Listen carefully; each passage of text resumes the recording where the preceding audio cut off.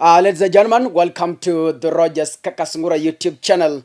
And as usual, a big thank you to each and every one of you who is supporting us in growing this platform. If you're watching this video, kindly make sure you click that subscribe button and remember to turn on your notification bell so that you are able to get our daily uploads as we analyze the Kenyan politics. Ladies and gentlemen, a lot has been happening.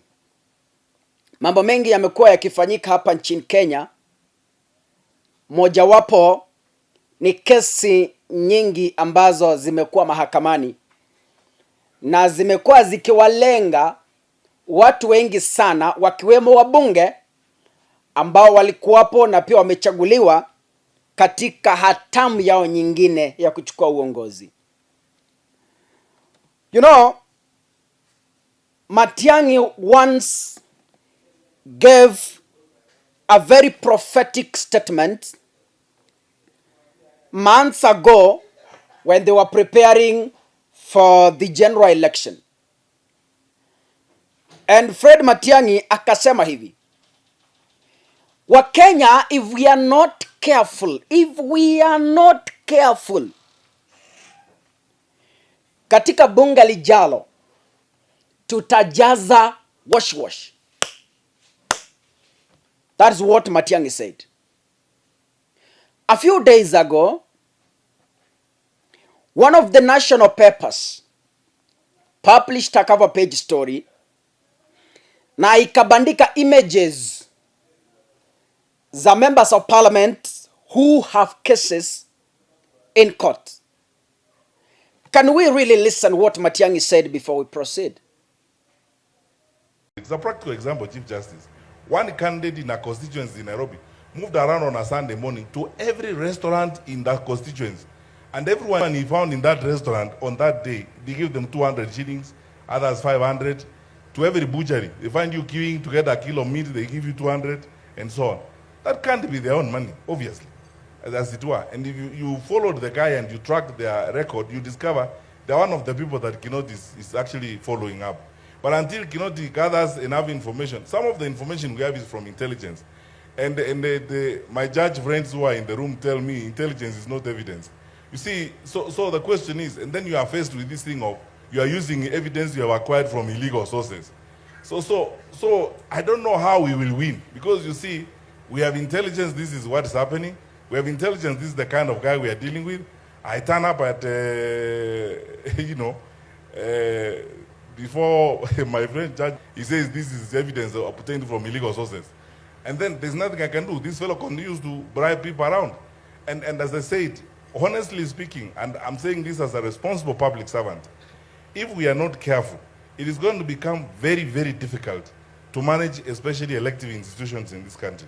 So the question is, how are we going to manage the governance of the country as we move forward? Because this campaign finance law, you will take it to Parliament. Who's going to amend it? The same wash-wash guys who have arrived there. And so on. Note that wash-wash culture is what actually got them into Parliament in the first place. It's a debate. We just need to find out what to do. But the truth of the matter is that we notice these things, we see these things, and you're the ones who keep telling us all the time, intelligence is not evidence. Okay. Or it's evidence obtained through illegal means. So there we are. So I think if we came together and looked for mechanisms, maybe a long-distance review and regulatory framework for campaign financing might save this country. Ladies and gentlemen, that is Interior Cabinet, the outgoing Interior Cabinet Secretary, Dr. Fred Matiang'i. Now, there are a few people who are affiliated to Kenya Kwanza and they won for another term in their respective positions. Ladies and gentlemen, today I have been shocked to find a very demeaning statement to our courts and to our Kenya as a country. Najua, the Kenya Kwanza people who have been facing cases in court They are now celebrating and said this is the end of impunity, according to them. Ladies and gentlemen, leo hii Kapseret Member of Parliament Oscar Sudi was supposed to appear before the court to, we understand, akona kesi mahakamani questioning the authenticity of his papers. Hiyo kesi imekuwako before even the election na he has been alleging that the government is following him, trying to pin him down so that asiwanie tena kiti cha ubunge next. So today he was supposed to appear before the court, and he did not appear. Instead, he sent his lawyer Wajakoya to go and appear on his behalf. Wajakoya alipofika kotini, he delivered a statement he was given. You know what I mean by a state statement? You know, Ruto is now the president. Though he has not been sworn in, but then he is now the official president. We are only waiting for the swearing in. And Oscar Sudi was a very strong supporter of H.E. William Ruto. This statement coming from Oscar Sudi teaches us so many things which I'm going to say shortly. Wajakoya alienda mahakamani and he told the court, my client is busy. He is busy preparing for the swearing in of the incoming 50th president, William Samoei Ruto. So he cannot appear in court. The only thing you can do is you proceed with your proceedings without him because he's busy. Ladies and gentlemen, I found this statement demeaning to our judiciary and our courts. And I have begun to think what will really happen in the coming days. Na hawa ndio watu wanatuambia kwamba we have to respect the judiciary, we have to respect the police, we have to respect the independent bodies like IBC, like the ESCC and the rest.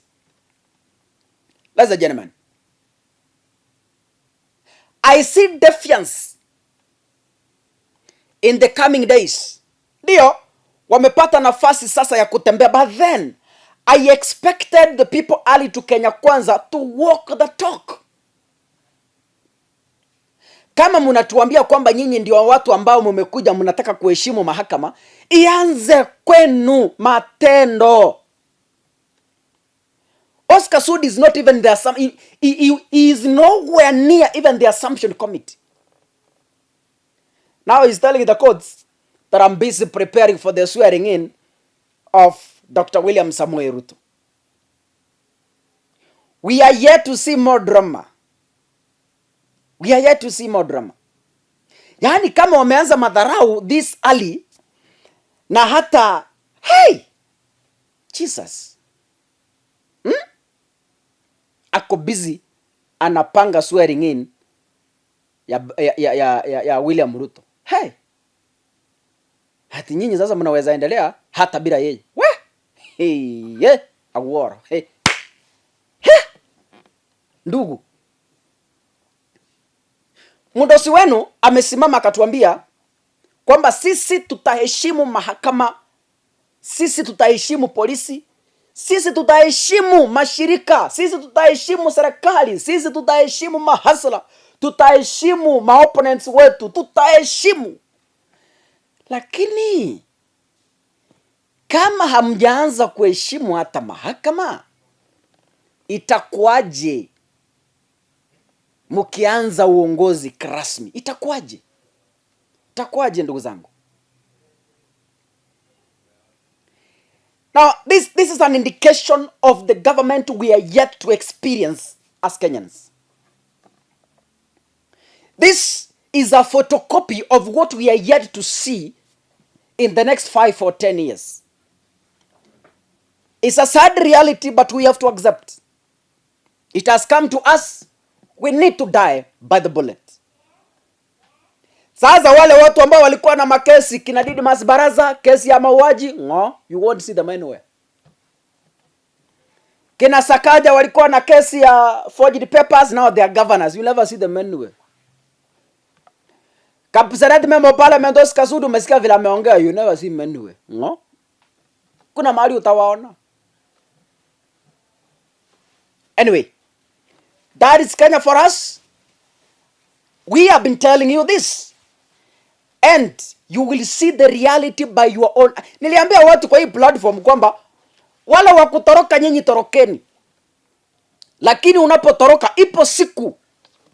Baada ya siku chache ziko mbele, ipo siku utarudi tena kuangalia, hii mambo kumbe si Kakasungura alizungumzia hii maneno.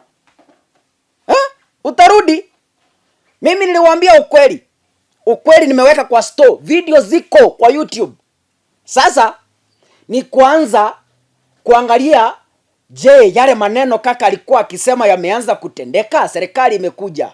Je, yale maneno yameanza kuonekana? And we shall see. I will be here to remind you. Mimi nitakuwa hapa kwa kukumbusha. Nitaleta hiyo video niseme tarehe fulani nikasema ABCD, sasa ndio hii. Mimi niliwaambia hapa kwamba the dictatorship we are facing, ni Mungu tu anajua. Otherwise, I have no otherwise. Mungu abariki sana. Thank you so much, ladies and gentlemen.